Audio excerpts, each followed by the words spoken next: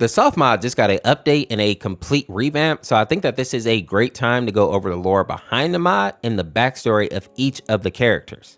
Now, the mod takes place in an alternate universe where Boyfriend is still the main character, but he is known as Benjamin Ferris. And one of the first differences that we see in this version of Boyfriend is that he doesn't actually want to be a rapper, but rather he wants to be a painter. And this is where a lot of the drama starts in this mod overall. Now, this mod takes place in the city of Stars, which funny enough is the name of a city in California called Brisbane. And we learn pretty quickly that Ben has run away from home with Pico at his side. And the reason that Pico is with him is because the two of them are actually a couple in this mod. And while we don't immediately know why he ran away, we can imagine that his home life must be pretty bad if he would rather live on the streets than be at home with his family. Now, with that being said, it doesn't take long for Ben's father to actually find him. And if you are like me, this guy gave you bad vibes immediately. Now, Father Ferris used to be a famous rapper, and even though he's retired now, he still has a ton of fame and money. And he even set up his life in a way as to allow Benjamin to become a famous rapper as well. You may also have noticed that Father Ferris doesn't seem to like Pico, calling him a street rat. And from my understanding, the reason that the people in this mod all think that Pico is a bad person is that they believe that he was responsible for the events in Pico's school. And it seems that Ben is the only person that knows that Pico didn't actually shoot the place up, which may also explain why Pico ended up dropping out of high school in this universe. Another reason that people think that Pico is a thug is because of how he dresses, but in reality, his clothes are very normal. And the only reason that he wears a face mask is so that he doesn't inhale spray paint when he actually goes out and does his graffiti art. Now, after the final battle with Father Ferris, Ben and Pico are supposed to be free to go, but then we see this scene. You didn't actually think I was leaving empty-handed, did you? No, stay away from me. Get your hands off of him.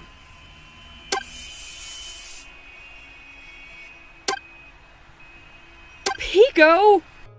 Understanding that Father Ferris had no intention of letting Ben go, the pair head to an abandoned mansion so that they can hide out. And this is where we see two of my favorite characters, those being Skid and Pump. Now, there isn't a lot of lore for them in this mod in particular, but they do help us understand how famous Ben's parents are, considering that the boys watch them on TV all the time. And something else that I found interesting is that the boys each have a sweater with a part of a word on it. And when you put the word together, it says ayúdalo, which I believe means help him in Spanish. My Spanish speaking people can confirm that in the comments. Now, a fun fact about them is that apparently Ben and Pico end up becoming Skid and Pump's babysitters at some point, which I just think is cute, even though we don't get to actually see it in the mod. And just to be clear for my people who are not familiar with Spooky Month, at the end of their week, Pico says this. Where are the kids? I don't know. They said something about candy and ran off. Don't worry, though. They got a ride from someone driving a white van. They what? The boys are not in actual danger here because the person who actually picked them up is probably Frank, and Frank is basically like friends with their parents, so he won't actually hurt the boys, or at least he hasn't done it up to this point.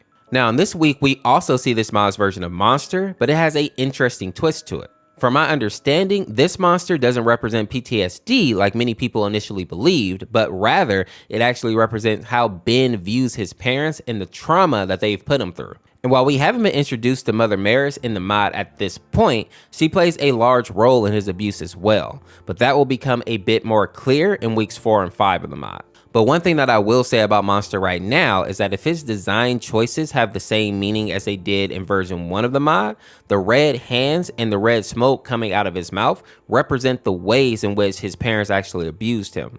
The father actually represents the red hands because he would actually hit Benjamin, while the mother is the red smoke, which symbolizes her abusive words, meaning that she likely put Ben through more mental abuse than physical, making them the perfect duo in terms of being the worst parents. But I'll speak more about Monster in week 5. Now, after hiding out in the mansion for a bit, the next move that the boys make is to go to the train station so that they can get out of town and finally put some real distance between Ben and his crazy family. But this is where we meet Grace, who is this mod's version of Girlfriend. And while I know that a lot of people don't feel sympathy for her in this mod, I actually feel sorry for the kid. While we don't get to see her parents in the mod, it seems that they got together with Ben's parents when the kids were young and basically made plans for them to be a couple in the future. In essence, they basically did an arranged marriage for the two kids, and we see that really took a toll on Grace. It was supposed to be the two of us since the beginning. You promised. Our parents promised. Mommy and Daddy told me that's the way things are supposed to be. Grace, is that really what you want? What? Of course.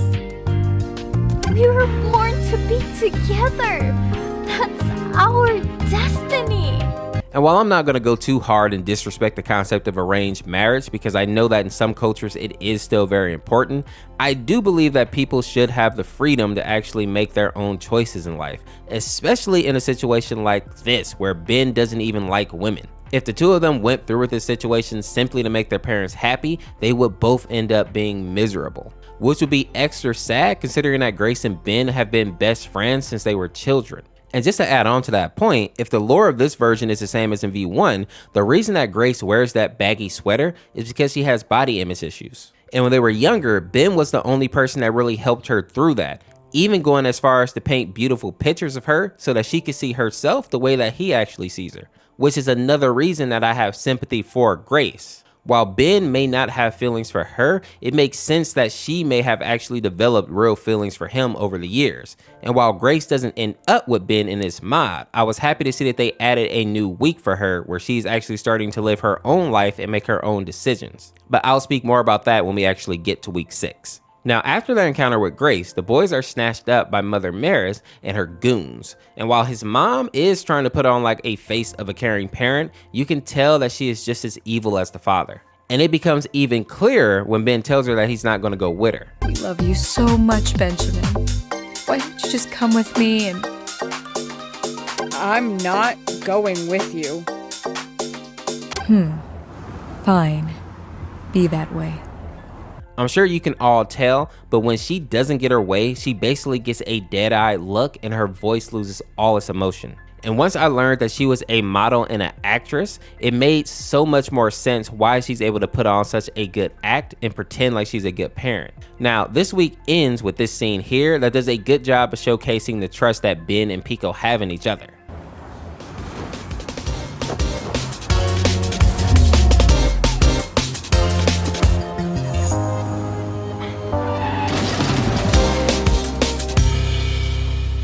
Now, after their encounter with Ben's mom, the couple goes into hiding for a month and manages to avoid his parents until they come out of hiding and end up at one of his parents' meet and greets, which honestly is just bad luck. His parents try to put on their facade again, but it breaks down very quickly. If you just did as you were told, you wouldn't need to wear that damn sweatshirt all the time. You'd have nothing to hide. You could actually call yourself a man.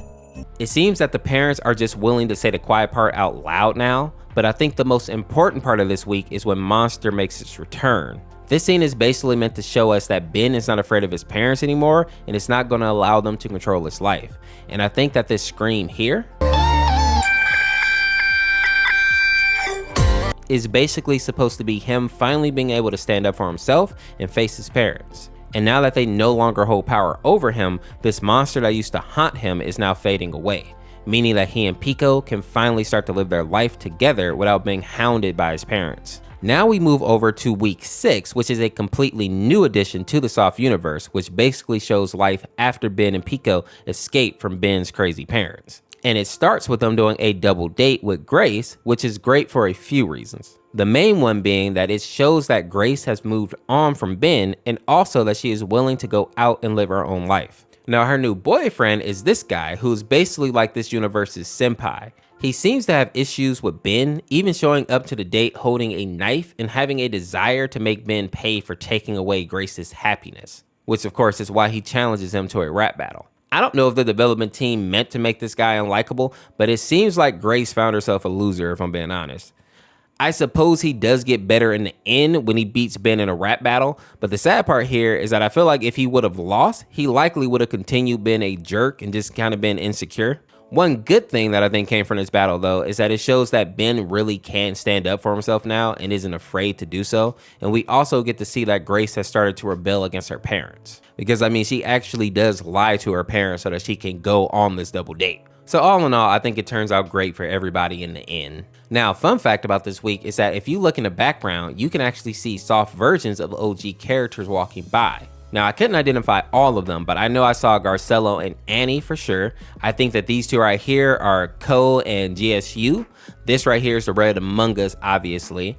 Here we have Carol and Sunday. This is my boy Goku. And this right here, I believe, is Ruby and CJ. Put down in the comments if I missed anybody. Now, with that being said, the mod also has a epilogue where we see Pico and Ben have a duet while looking over the city. I really like this because they use Pico's actual vocals, and it was just a super cute scene if we're being honest.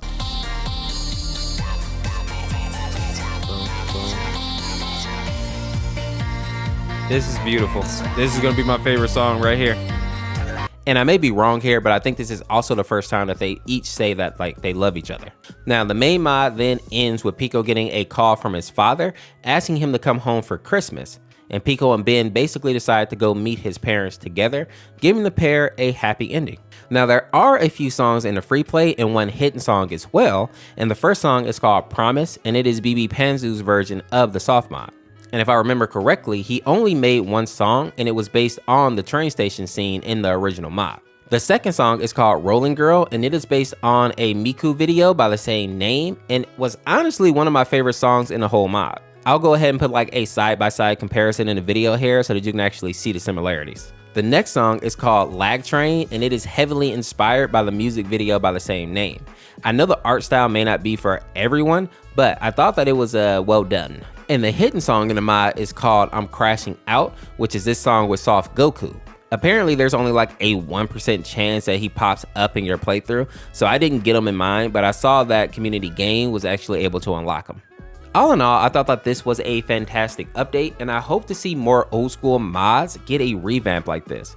But with that being said, if you enjoyed this video, make sure to go check out my playthrough here, and we will see you tomorrow with another video. Thanks for watching. Peace, peace.